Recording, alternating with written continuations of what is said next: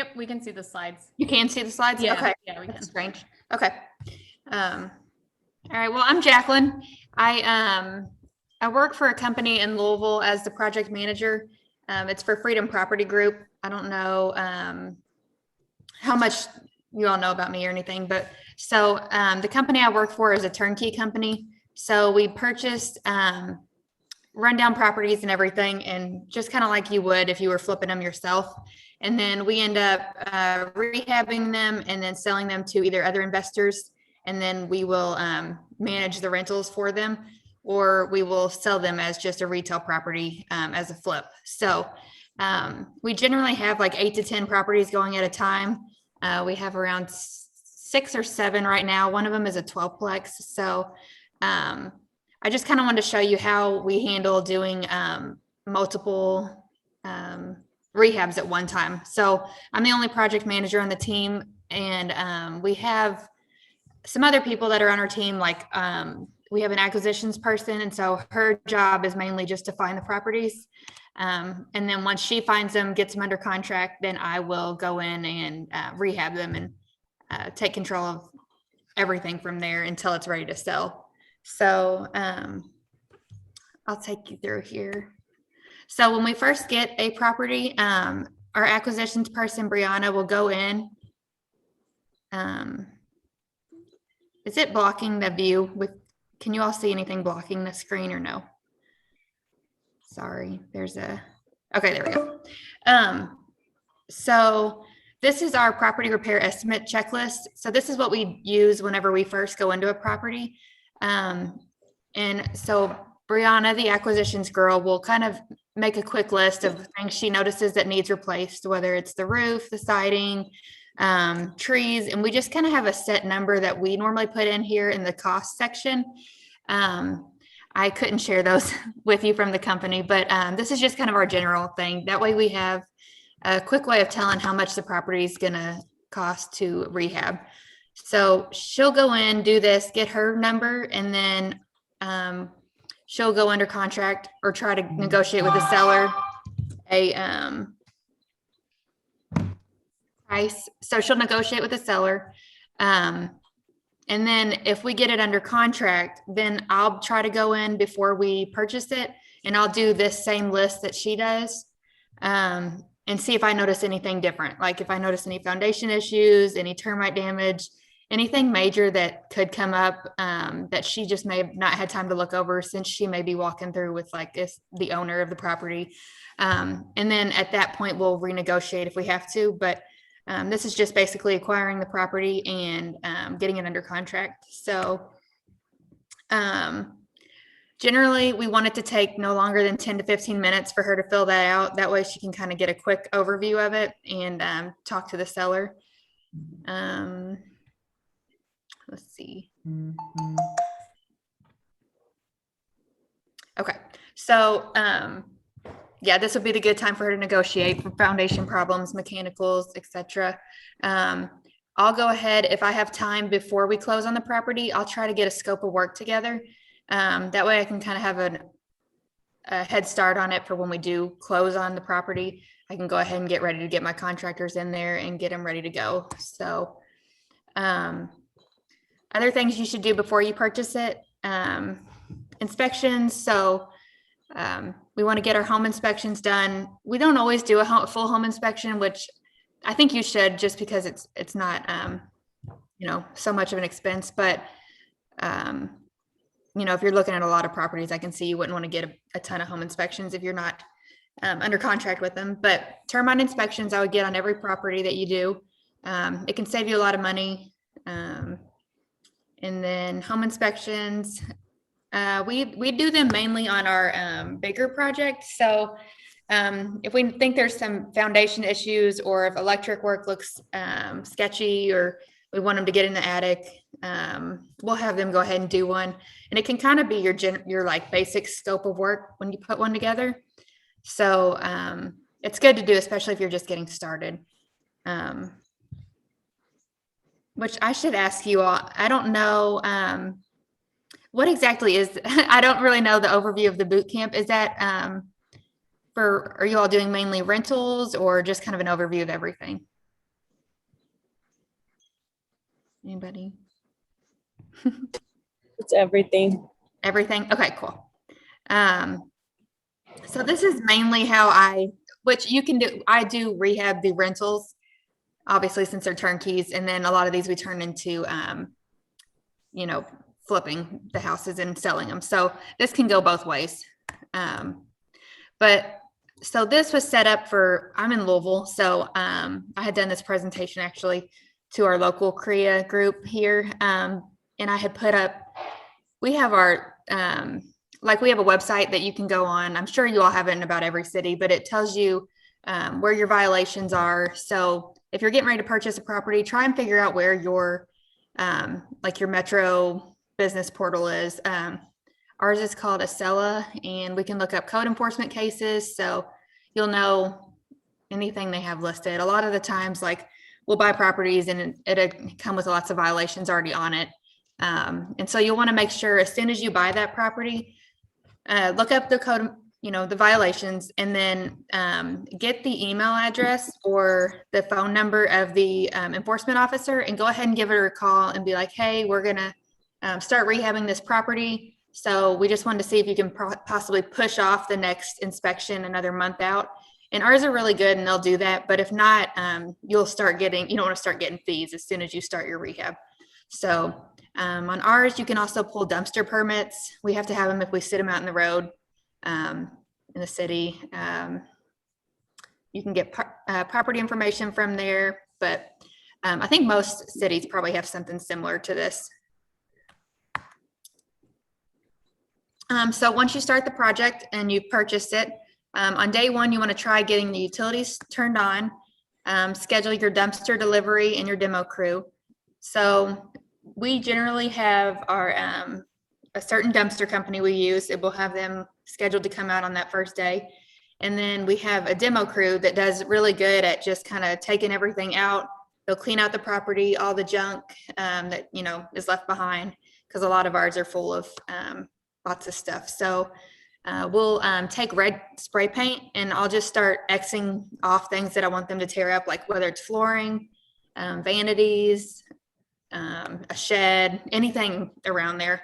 I'll just kind of mark it with the spray paint and they'll come in, clean it out, sweep it out, and get it ready to go for the contractors to come in. So it's kind of nice that way you can have them scheduled separately than the contractor and go ahead and get a jump start on it. So then this is also a good time for you to go in. I'll kind of run through a little, I do a really detailed scope of work on each property, but so this is partially that, but when you go in, you're going to want to go ahead and start getting your long lead items ordered. So your material order, your cabinets, it's good to get them ordered earlier, because like one of ours takes around 3 weeks to come in. Appliances, depending on what you're buying, it may take a little longer.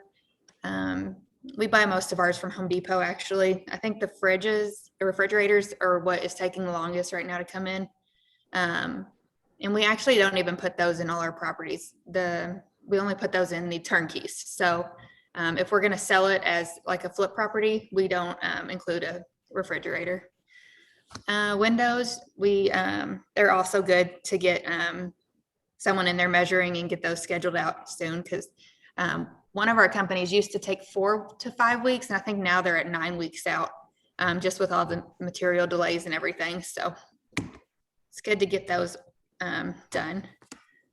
So this is just something I use. I have a binder for each. We'll have one binder, and it includes all each property that we have going on. So this is just something I kind of print out and put in there under each tab property. And it helps me keep track of what we have going on everywhere. So it's got, you know, the property address, lockbox, pictures. So we go in and we take pictures on the first day of the rehab, and we'll put it in like a Dropbox folder. And then we'll also take pictures along the way and just date them. That way, you know, a couple of us on our team have pictures of what's going on, and we also have it for in the future. And it's good to look back at pictures when I'm making my scope of work at home if I forget something or need to see. So I just kind of check off if I've done pictures. Mechanical pictures, we also do those. We want to make sure that we have a picture of the serial number, model number, anything like that. You can also, I'll show you here, but there's a website you can look up dates and everything for water heaters, furnace, and all that. So I kind of mark off if I've got my quotes entered, like if I have my scope of work for my general contractor, if he's gave me a quote. You can see we use Podio as our, I guess, our task manager for our company, but I think there's a lot of other things that you can use as well. That's just what our team had used. So we also do, like, I'll send our main, the owner of the company, like I do a project schedule and budget email. So, excuse me, at the start of the project, once I get all my quotes together, my general contractor quote, electrician, plumber, HVAC, windows, all these kind of listed over here, anything special, anything extra.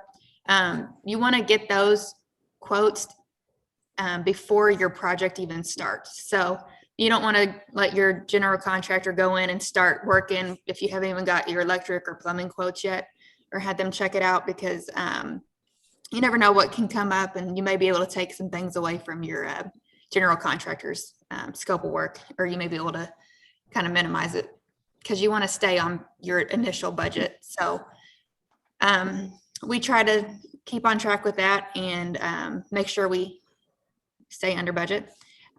We do draws. So we do a lot of hard money lending is mostly how we fund all of ours. We got 3 good companies in our area that does it. So I stay in contact with them a lot, and weekly we go through and I'll make a draw request depending on how much we have done on the property and everything.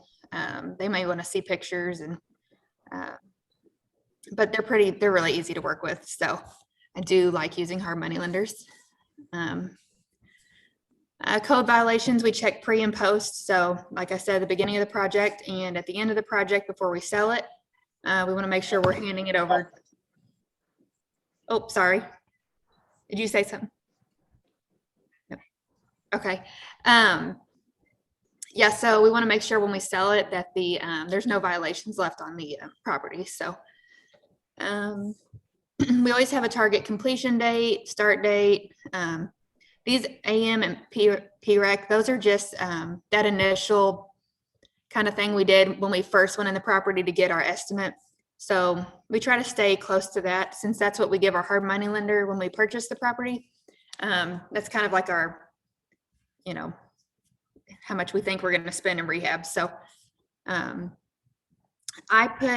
we put a scope of work folder up. So I'll show you a good detailed scope of work here in a second, but we print it out and then we post it on the window just so that the contractor has it, and they've got, you know, the electric scope of work, any cabinet layouts that we have. If they're going to do new cabinets, we put that in there as well, so they can find it and see it easily. Appliances ordered, material ordered, just inspections and stuff like that. So if you all want this checklist, I can email that over or do anything like that. I've got a few things I can email you if they help. Okay, so creating your scope of work. So we want to do our general contractor. He's going to be mostly in charge of everything from framing, drywall, flooring, cabinets, painting, all of that. We don't really have him do electrical much. Occasionally we'll have him change a light fixture or a couple outlets, but we don't ever let them do anything that, you know, you need permits for or anything like that. So same with plumbing. So on that first day, I'll go in and check and see what kind of plumbing work we're going to have done, as well as electric, and I'll email that over to our plumber and electrician. And then they're normally out there within a few days to check it out and get me a quote back. So we have a number to go by. HVAC, kind of same with them. We, if it's working and in good shape, we don't always have them just come work on it. We might have them clean it at the end of the project, and it's around like $400 for clean and service. So sometimes you may have to have waterproofing done, foundation, etc. our general contractors can generally do everything as long as it's not like major structural foundation framing that we need to get the foundation guys in there for. But they can do sister joists and all that. So we'll have them do that kind of work. And then, so whenever I go in and do my scope of work, these are the 4 tools I use the most. This laser distance measure is really good for getting square foot if you want to, because you're going to want to have an estimated square footage that you give your general contractor in your scope. So you can say, hey, there's around 600 square foot of LVP that you're going to lay. And it's also good for measuring lineal feet for trim, and it helps you whenever you have to go order it. Electric tester, that's good. Just, seeing if there's some issues that you don't see immediately, you can let your electrician know and kind of mark what you found. Obviously a tape measure. Flashlight's good for in the crawl space and looking in some other areas, because a lot of the time the electric's shut off. So those are the 4 things I always have with me. So creating my scope of work, I do the pictures. We measure cabinets, countertops, flooring. I actually have a video of doing this that I shared with our local CREA meeting. I'll post that in the comments down here. If you all feel like going and watching it afterward, you can. It's like 30 minutes, but it just kind of shows a basic walkthrough of what I do whenever I go into a property. So how I measure, how I get my list and everything. So, but yeah, I take a paper and I write down everything. So flooring area, trim, quarter round, blinds. I go ahead and measure each door. You want to be able to go in there on one day and then be done, kind of. So I go in and I get my full material list. So all finish items, everything.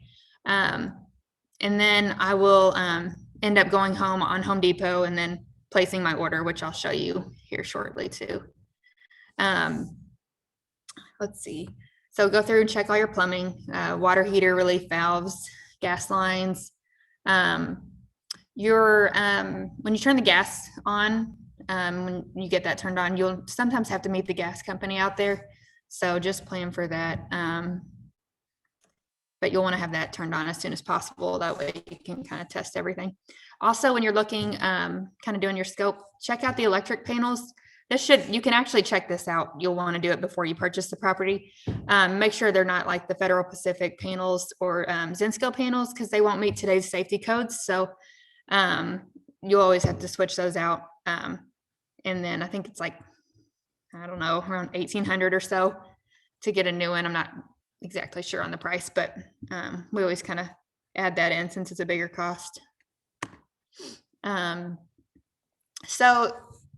can actually go to this building center website, and it has an HVAC index and a water heater index, and you can look up, once you take the model number and serial number of, say, your furnace, it will tell you how to figure out what year it was made, because for some reason they don't always put the year on the sticker. So it's good to know how old your systems are and everything, but that's a good site to use and have saved. This is our scope of work. So it's about 5 pages long, actually, whenever I don't have things checked. So we just have a section for like literally everything you can think of. Demo, I'll list every single demo item I want the contractor to estimate in there. Foundation, if there's any framing, any cross space, if they need to lay a vapor barrier, anything like that. And you want to be really detailed on this, because once you get them going, they may come back and be like, that wasn't in the scope. And then you can be like, yes, it was, and kind of show them, because sometimes they just kind of skim over the project, and, it's good to have something on hand here. So we just fill this out, send it to the contractor, and then they'll get us a bid back. I'm generally pretty good about telling them if they need to estimate material in there as well, or just like labor. So we'll kind of point that out there in this section. And then once they get their labor bid back, we'll, some of our contractors will itemize it out. but most of them will just give us a total. So I like to see it itemized. That way I can estimate for the next house we have, but, and we can kind of negotiate some, but if they're a good contractor and they do good work for us, we don't want to negotiate them down too much because it's hard to find somebody good that shows up like that. So sending out our scope of work. Sometimes I want to meet at the property to review it. We have 3 that we use quite like most of the time, and they're good at going in, checking themselves and everything with the scope of work and just getting in the lockbox. So I don't always have to meet them out unless there's foundation issues that I need to describe to them. But so when you hire a contractor, you always want to make sure that you have a W-9 and a contractor agreement on file with them. Whether that's your lawn mowing person, anybody that goes to the property. So you just kind of want to set your company up like, anytime, just plan on anytime you call anybody for anything, you say, okay, I'm going to send you an email over and I just need your W-9 and then for you to sign this contractor agreement. Otherwise, you shouldn't really hire them to work for you because, it's a business. You just need to make sure you're covered and have all the documents needed. And most of them are all fine with that. I know before I worked for the company, I always felt weird about asking for a W-9 or things like that. But now it's just, you need to do it. Especially the contractor agreement. You want to have something like that on file. So any liability insurance they have, you want to have a file with that. Okay.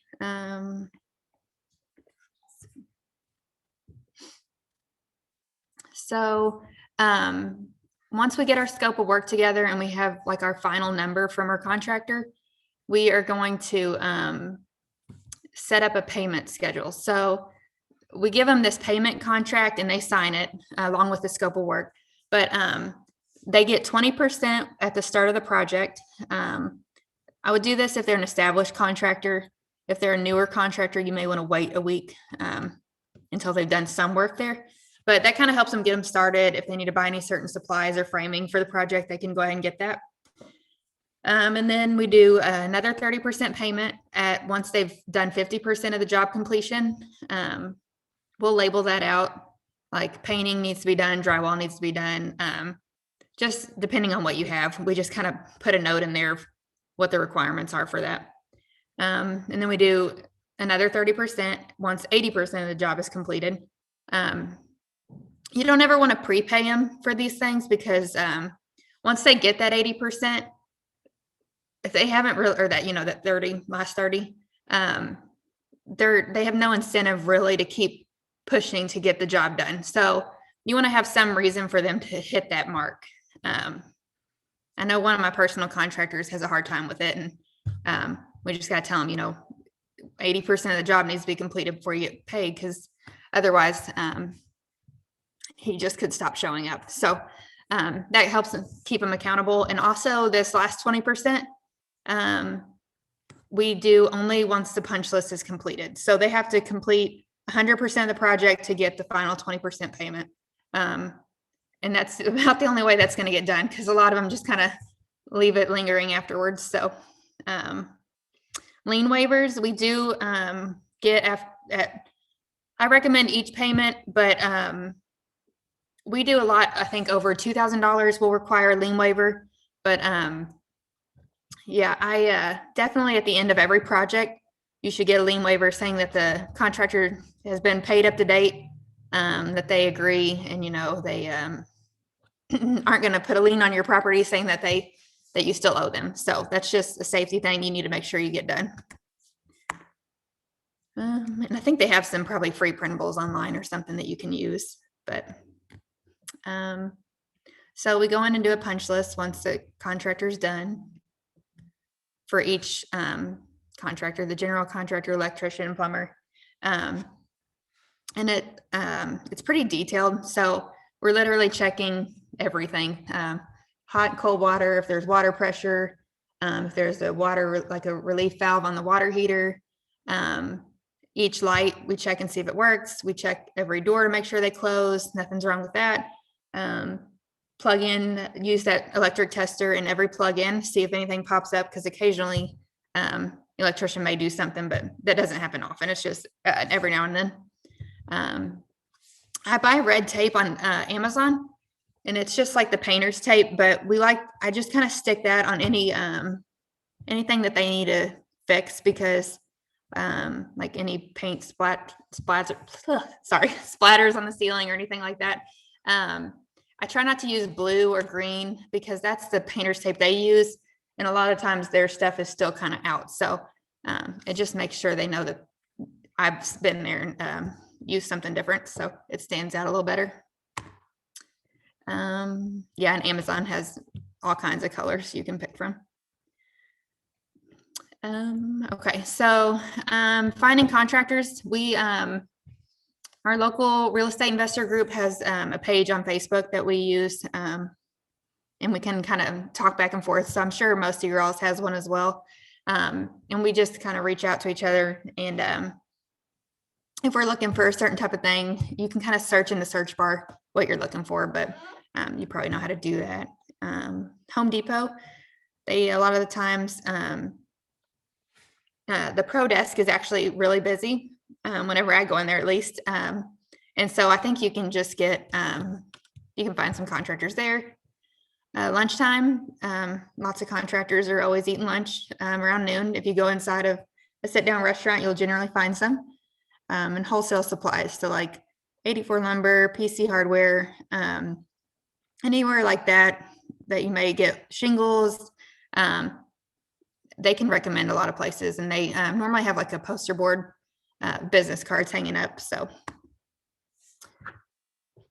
this is another template I use. So this just helps keep track of quotes. So I pre-filled kind of our normal ones that we use, because I don't want to leave anything out and forget to add in my demo quote or my window quote. So I'll put in the contractor, the date of the quote that I got, the quote amount. Our dumpsters are normally, like a set amount, 400. Appliances, some things you can normally look up all that. So our material list is whatever I go in and see that we need for materials. I'll go ahead and get on Home Depot's website and add that all to my list and kind of quote it out and see what we need. But yeah, and this is how I keep track of invoicing throughout the project. So I keep track of my material costs here. Anytime I go to Home Depot, I try to stay under my material budget. So keep that in mind. And then Sherwin-Williams, I'll keep that price here. Invoice to date. So I keep track of all the invoices we have for the property as we go. And that's weekly. We do invoicing every week, so it helps us stay on track. Change orders, they always come up. So I don't put that in the quote amount, like keeping track of the quote amount with the general contractor. I kind of add a separate section for that, because that's stuff that generally comes up that you didn't think about, or maybe you pull up the flooring and the subfloor is bad. So you would want to add that as a change order, just to kind of keep on track, so you don't get confused with what you paid your contractor. Draws, we try to make like 3 draws from our hard money lenders, and that's it. And yeah, that just kind of helps me stay on budget and everything. So I don't know if you all are familiar with using the Pro Desk at all, but it's really great to use. I like Home Depot specifically. I haven't used Lowe's, so I'm not sure how theirs works as well, but you can bulk order everything at the same time and have it delivered to the job site. So it really saves a lot of time, especially when you have a lot of projects going. You don't want to have to run back and forth to Home Depot just for little things. So once you get going, you'll get better at it. Like right now, I'm still a little bad about leaving off some things. So I feel like I'm in Home Depot every day picking up something for one of the houses. But if you can get to where you have everything you need delivered on-site when the project starts, it'll make your life easier, and the contractor won't have to wait on you for anything. So when you place an order through the bid room at Home Depot, you'll get like a percentage off. you have to spend at least $1,500 on your bedroom order. So we'll spend that $1,500 or more or whatever on one property, and then the bedroom stays open for I think like 7 days, 7 to 14 days. Now I can't remember, but after that, so you'll always get like if you make any purchases at Home Depot, to give you a percentage off of that. If you just run it through the bedroom at the pro desk. So they give you that. Okay, so 7 days. Yeah, they give you volume pricing. So this is our Home Depot list. We create a list for each property that we have. And so like for each house, I'll put in all the finish items that I need. Everything. I'll pick out whatever I have. It's good to pick out what they have in stock at your store, because if not, they can't deliver it. Or to be like, it just makes it complicated for them. So just pick out in stock items and add it to your list. So once you create your list in Home Depot, you can actually go up here to the print option and save it to a PDF. So it will save this whole list that you made. And you can email that to the pro desk at your local Home Depot and set it up for delivery and to get your bedroom discount. So it sounds kind of confusing, but just ask me if you have questions, because we use this daily and it saves a ton of time. So this is how I email it. So I think all pro desks, the email addresses, this is the ones local to me, but they have like their Home Depot store number. So you can do pro desk _ the number of your Home Depot that's around you. And then that's their email address. So I have them run it through the bedroom for me. This is kind of just all I say to them. I let them know the delivery address and then whenever they can have it delivered by. So normally it takes about a week from whenever I email them to get it delivered. So, but they're good about emailing me the same day. They'll get me my bedroom discount, everything over to me. And then I'll just do like a text to confirm. So they'll text me the order and then I just like approve it from my text and it'll go through. So it's really great to use. But yeah, so I'll attach that down here. It's just that screenshot, but I actually saved it as a PDF of that list, and they will look at the whole list and add it in there. I'll also do this with like shingles and roofing supplies. So you can actually put in like, say you can't find it or you don't know where to find on their site, just tell them you want like black shingles, the normal stuff that they've used, and they'll generally be able to find something for you similar and add it to the list. So I'll always ask them and add things on there, and they're good about it. So this is kind of how I stay organized. We have a lot of like appliance deliveries on different days, different things happening, different contractors coming out to properties. But so right here, this is just kind of, I don't really set it up per time, but just kind of like as like a task list. So yellow normally means that I have to go somewhere. Blue is just random stuff, but to do kind of. And then once I complete it, I'll change the color to gray just so that I know it's done. I just kind of like to see it that way, and it helps keep me organized. So anything that happens, so if I send a scope of work out on, say, Monday the 19th, I will, I'll say I send it to the electrician. I'll put a note in Wednesday or Thursday or give them a couple days, and I'll just put follow up with electrician on this house scope of work. So that way, we're both on the same page, and I can kind of remember when I sent stuff out as well. So that's mainly what I use that for. And I also want to talk about like file organization. That's one of the main things that I think you should do before you get started with anything. So we have like our main files. We have like under our business name, and then we have like the property, and then under each property, this is our like drop down. So say the property was like 36th Street. We have a folder for the inspection, a folder for purchase. rehab, and sales. So inspection would be stuff like termite inspection, home inspection. You just want to make sure you're scanning all that in and having like a digital file of it. And then purchase, same thing, just whenever you purchase the property, gives you all your information there. You can easily pull it up anytime, especially if you use like a hard money lender, you can see your draw amount, what you had available. Rehab, so this is actually my breakdown in my rehab folder. It's what I use the most. So any estimates that I get, I save in there. Kitchen, if I do a kitchen drawing layout like blueprints, I'll save that in there.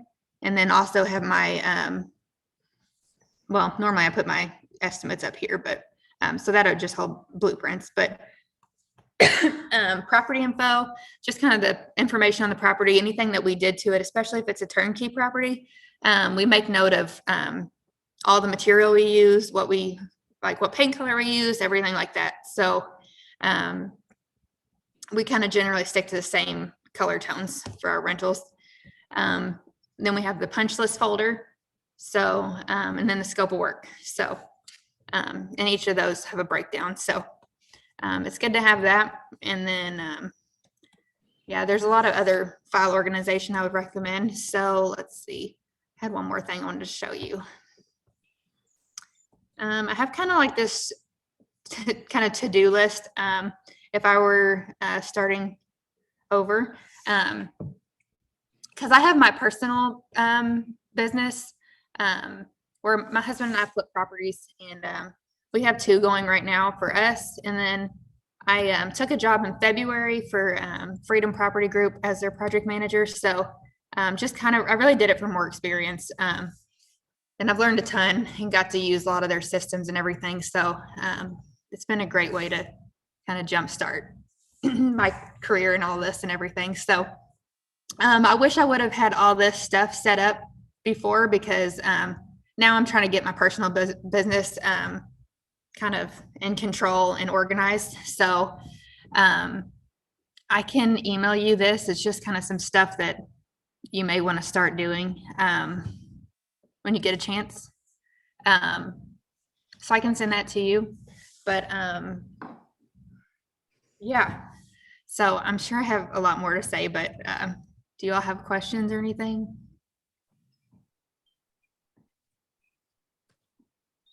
Oops.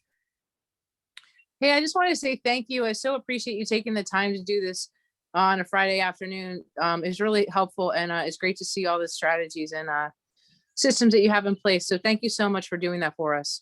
Oh yeah, no problem.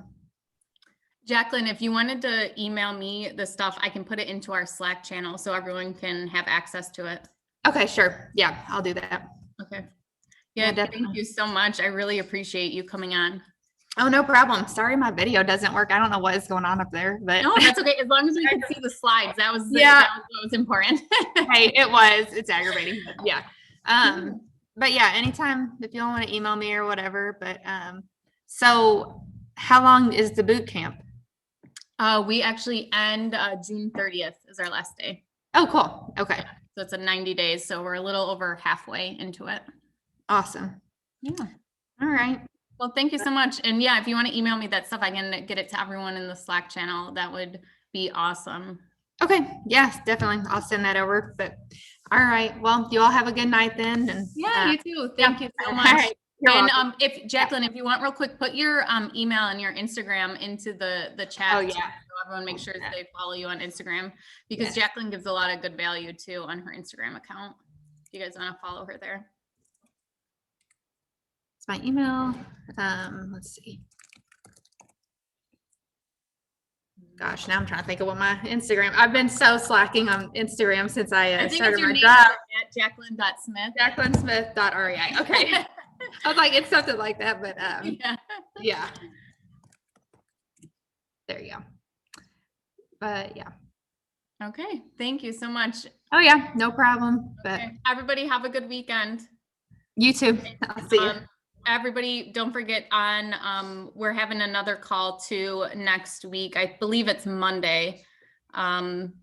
We're having it with Elise, and she's gonna be talking about out-of-state investing too. So that'll be another pop-up call.